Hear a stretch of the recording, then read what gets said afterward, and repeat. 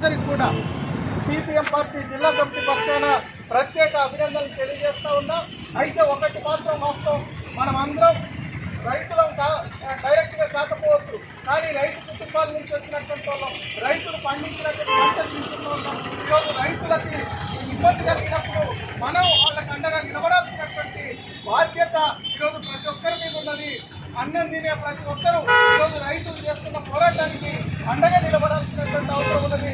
ఆ పద్ధతుల్లో మన పోరాటానికి ఈరోజు ఒక కార్మికులే కాదు, ఒక రైతులే కాదు, సకల జనులు ఈరోజు అండగా నిలబడుతూ ఉన్నారు. మనం చూస్తే ఢిల్లీలో ఏ 100 మందో 1000 మందో 1,00,000 మందో కాదు, లక్షలాది మంది ఈరోజు గుజరాత్ నుంచి, పంజాబ్ నుంచి, హర్యానా నుంచి, మధ్యప్రదేశ్ నుంచి, ఉత్తరప్రదేశ్ నుంచి రైతులు కార్మికులు పెద్ద ఎత్తున పోరాటం చేస్తూ ఉన్నారు. ఈ రైతుల పోరాటంలో అన్ని వర్గాల ప్రజలు ఉన్నారు కాబట్టి ఈరోజు విజయవంతంగా వాళ్ళు మనోధైర్యంతో పోరాడుతూ ఉన్నారు.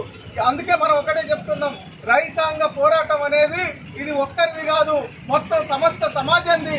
ఆ సమాజం ఈరోజు రైతాంగానికి అండగా ఉన్నది.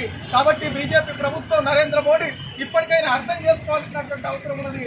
దీన్ని ఇంకా కాలయాపన చేస్తే రాబోయే కాలంలో ఈ ప్రభుత్వానికే ఒక పెనుముప్పుగా మారే పరిస్థితి ఉన్నది.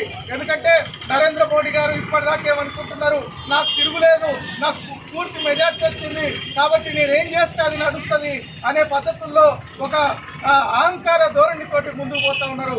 కానీ ప్రజలు తలుచుకుంటే నియంత్రణని కూడా కాలగర్భంలో కలిపినటువంటి చరిత్ర మన ప్రపంచానికి ఉన్నది. అట్లాంటి నియంత్రణలాగా వ్యవహరిస్తే నువ్వు నీ సీటు దిగిపోవాల్సినటువంటి పరిస్థితి వస్తుంది. కాబట్టి అంతవరకు తీసుకురావద్దని వెంటనే రేపు 29న జరిగే చర్చల్లో రైతులు పెట్టిన డిమాండ్లను పరిష్కారం చేయాలని, అట్లా పరిష్కారం అయ్యేదాకా మనమందరం కూడా రైతాంగ పోరాటానికి మద్దతుగా ఉందామని తెలియజేస్తూ సెలవు తీసుకుంటాం.